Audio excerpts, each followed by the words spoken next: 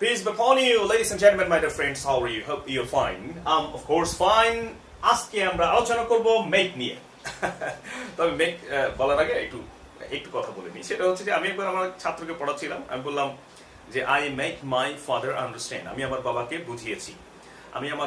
বুঝিয়েছি। ইংরেজিটা হবে I made my father understand. I made my father understand. I made my father understand. তো ওই ছাত্র রিভোল্ট করলো এক পর্যায়ে, বললাম I made my father made me. আমার আব্বা আমার মেড করছে। আমি না এটা কেমন grammar, I made my father understand, that means আমি আমার বাবারে তৈরি করছি। সে কোনোভাবে মাত্র রাজি না।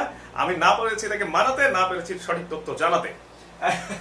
কিন্তু আসলেই তাই, আমি আমার বাবাকে বুঝিয়েছি I made my father understand. I made my father understand. আচ্ছা বন্ধুরা, যদি এই ভিডিওগুলো আপনাদের ভালো লাগে, হ্যাঁ এই গল্পগুলি আপনাদের ভালো লাগে, তাহলে অবশ্যই সাবস্ক্রাইব করবেন। এটা আমাদের request. Clarion call goes to you, the clarion call. Ladies and gentleman, আসেন আমরা ফিরে যাই আর কথা বলা একটু ধীরে যাই। সেটা কি? You made me love. দেখেন, মেক, তুমি তোমাকে ভালোবাসিয়েছো। You made me love you. যদি এরকম বলি, you made me love you, মানে হচ্ছে তুমি আমাকে ভালোবাসিয়েছো, ভালোবাসা শিখিয়েছো, তার মানে তুমি আমাকে ভালোবাসিয়েছো। হ্যাঁ, আচ্ছা, এরকম আরো এক্সাম্পল আমরা তৈরি করব। তার আগে বলে নি, মেক মানে অনেক অর্থ হতে পারে।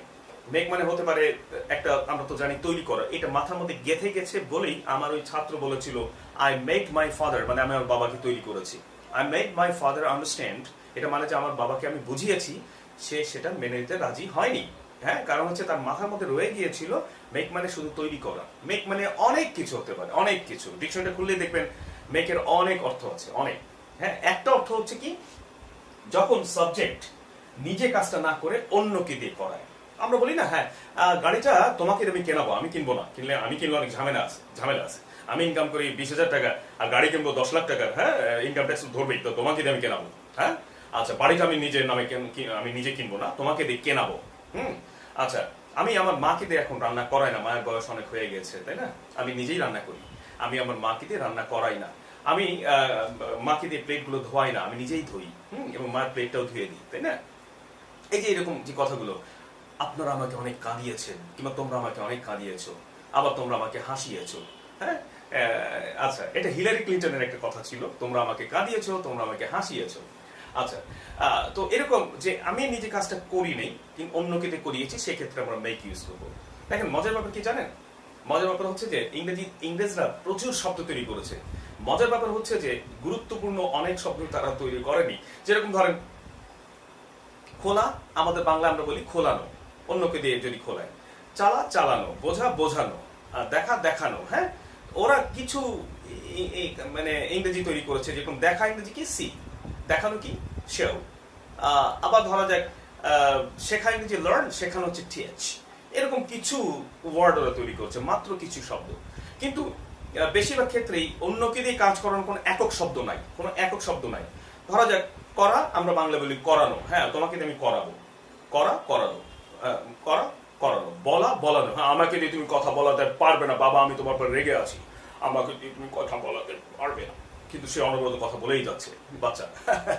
আচ্ছা, তো যেটা বলছিলাম, ইংরেজরা এটা তৈরি করেনি। ভালো হতো যদি করতো ডু মানে করা, আর করানো হচ্ছে ডুরানো। আমরা যেমন বলি করানো, ওরা বলবে ডুরানো। ওপেন এ প্ল্যানো, I a planoed. I buchanode my father.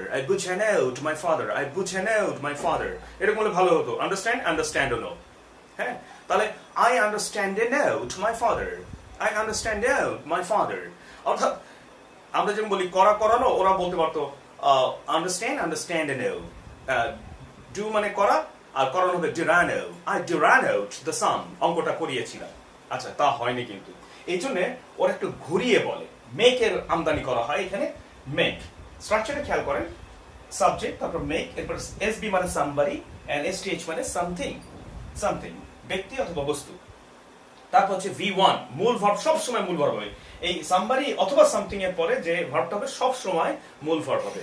Past, present, future, what ever মূল ভার্ব হবে। হ্যাঁ, তো ধরা যাক আমি বললাম যে তুমি আমাকে কাঁদিয়েছো, তাহলে বলবো ইউ, এই যে সাবজেক্ট, কাঁদিয়েছিলে past tense তাহলে made, you made, এই যে somebody me অর্থাৎ একটা দিতে হবে me, এখানে বলবো cry, তুমি আমাকে কাঁদিয়েছো, you made me cry।